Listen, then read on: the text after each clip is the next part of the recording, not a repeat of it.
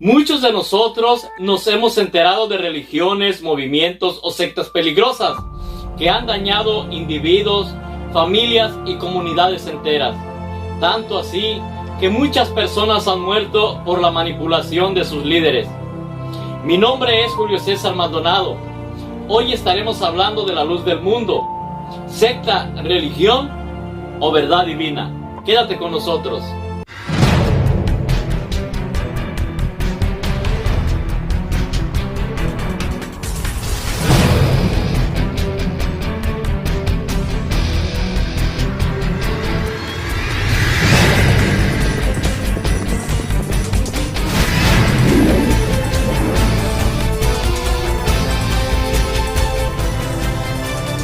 Antes que nada, debemos de saber que la mayoría de las sectas comenzaron con hombres que dijeron haber tenido una visión en la que Dios les habló. Por ejemplo, el 26 de noviembre de 1827 en Estados Unidos nació Helena Gold, más conocida como Helena de White. Fue una mujer muy conocida en ese tiempo entre varios grupos cristianos. Ella afirmó haber tenido varias visiones después del gran fracaso de William Miller, que predijo la venida de Jesucristo el 22 de octubre de 1844, de quien ella era seguidora. Sus visiones fueron el comienzo para el movimiento adventista, quienes consideraron que ella era profeta y que Dios le manifestó el don de profecía. Los escritos de Helena de White son fundamentales en los adventistas y son considerados como algo sagrado hasta el día de hoy. También en el año 1820, Joseph Smith afirmó tener su primera visión, donde se le apareció el Padre Celestial y su Hijo Jesucristo. Posteriormente, en 1823, mientras oraba, un ángel llamado Moroni le mostró un lugar donde encontraría unos pergaminos antiguos, escritos en planchas de oro, que describían la visita de Jesucristo a los indígenas antepasados de América, y que Joseph Smith restauraría la iglesia cristiana primitiva. Y ya para el año 830, de la traducción de las planchas de oro, tradujo y publicó el Libro del Mormón al inglés, y ese mismo año fundó la primera iglesia que se llamó Iglesia de Cristo, la cual posteriormente pasó a llamarse Iglesia de Jesucristo de los Santos de los Últimos Días. También podemos mirar las visiones de Carlos Russell, un pastor estadounidense de los años 1852 a 1916.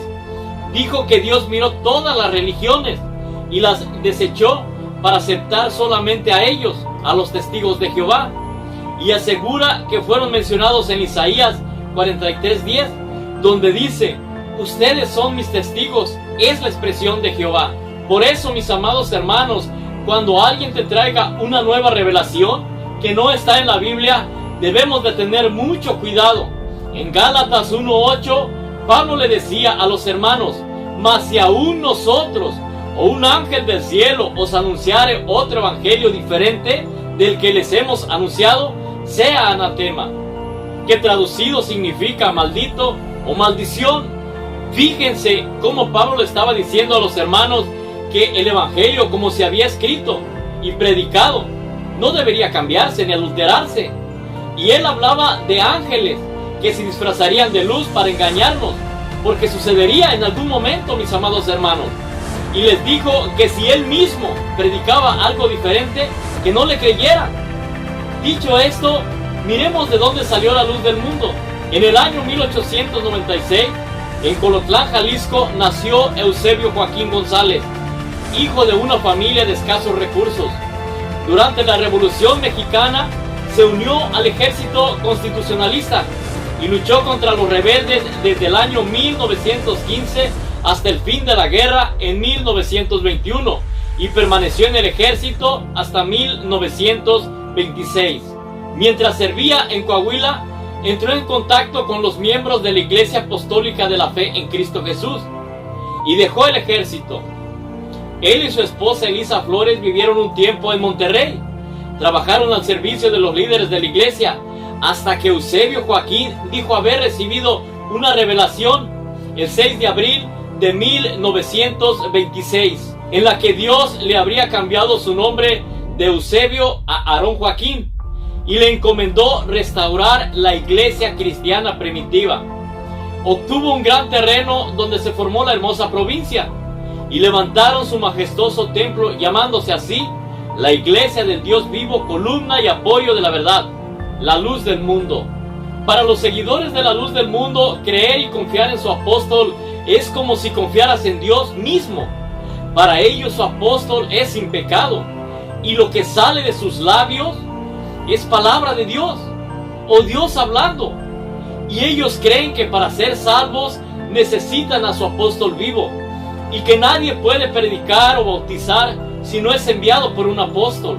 Ellos creen que solamente ellos son salvos porque tienen un apóstol vivo. Creen que cuando se bautizan, Dios los perdona de todos sus pecados, y el bautismo tiene que ser en el nombre de Jesús, pero con la autoridad de un apóstol. También para recibir el Espíritu Santo tienen que ser en los avivamientos. Para esto tienen que prepararse semanas antes y humillarse tanto hasta sentirse peor que una basura. Algo que tiene como prioridad es someterse a sus autoridades eclesiásticas. Tienen que diezmar y aportar para la obra, y también tienen que hacer aportaciones para proyectos dedicados al apóstol. Y para salir a algún lugar, sea cual sea, tienen que pedirle permiso a sus ministros, y si no lo hacen y mueren en ese lugar, se pierden porque se fueron en rebeldía. Su religión es su centro personal.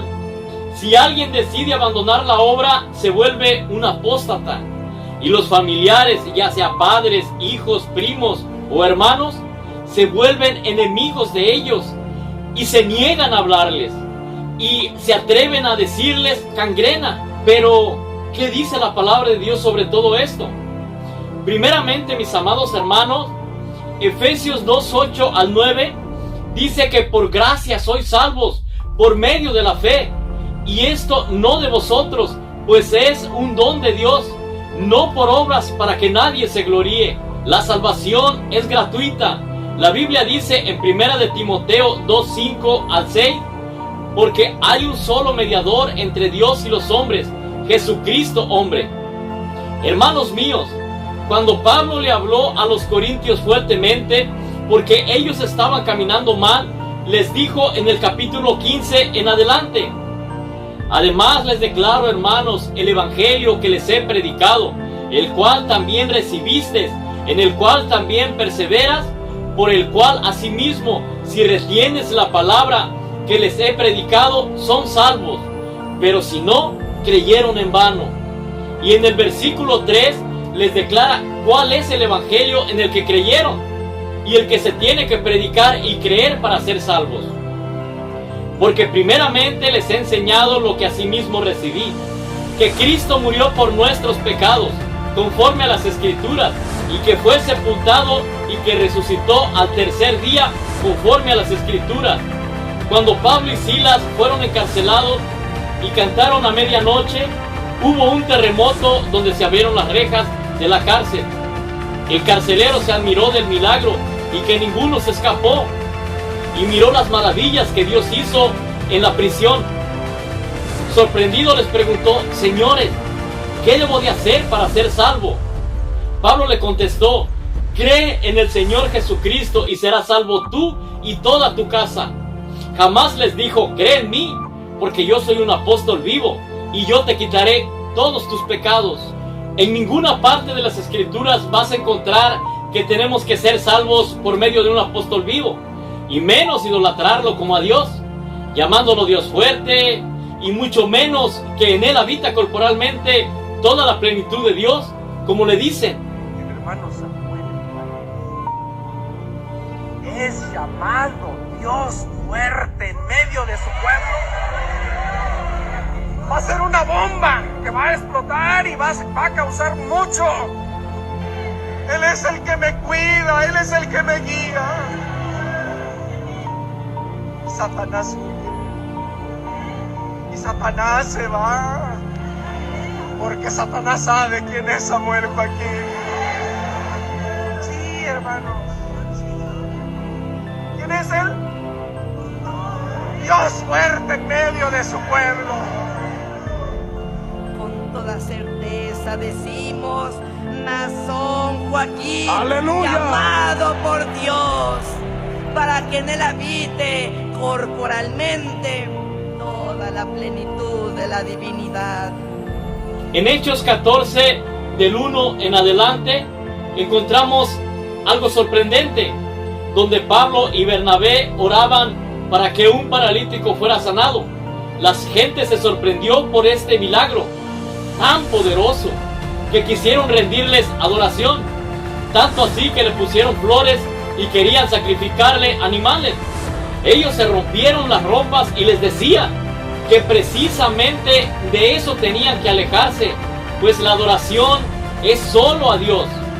Y en Hechos 10, Dios nos muestra la vida de Cornelio, un hombre piadoso de Dios que hacía grandes ofrendas para el Dios de Israel.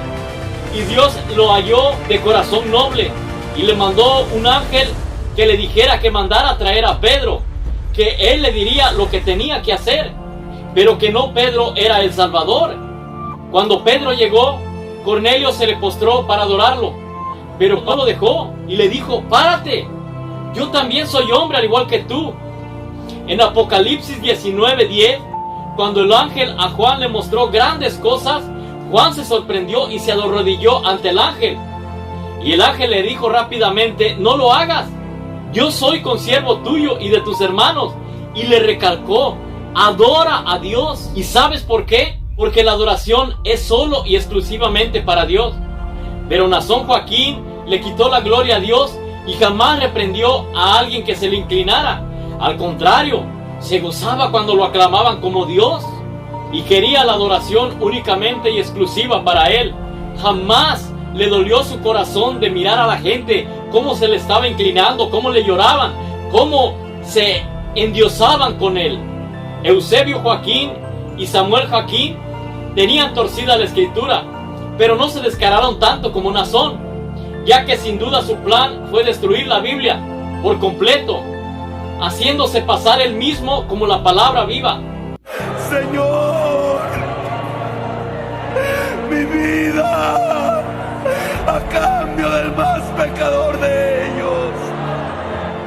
Y si tu enojo es grande, haz de mí lo que bien te placiere.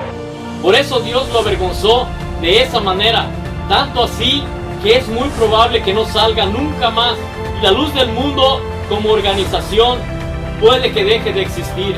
Amigos amados de la luz del mundo, y aún me atrevo a decirles, hermanos, porque sé que muchos están ahí porque aman a Dios con todo su corazón. Quiero decirles que todas las religiones del mundo se dicen la verdad. Incluso las sectas se niegan a llamarse sectas. Y yo puedo decirles a la luz de las escrituras que los han engañado, mis amados hermanos. Sé que muchos han nacido ahí y toda su familia se mueve alrededor de la luz del mundo. Y se preguntan, ¿a dónde me voy? Si ahí se me ha predicado que estamos en la verdad. Amados hermanos, todas las sectas y las religiones aseguran ser la verdad y utilizan frases como estamos en la verdad, nacimos en la verdad, somos la verdad. Aquí se predica la verdad. Yo solo te digo, Cristo te está esperando con los brazos abiertos.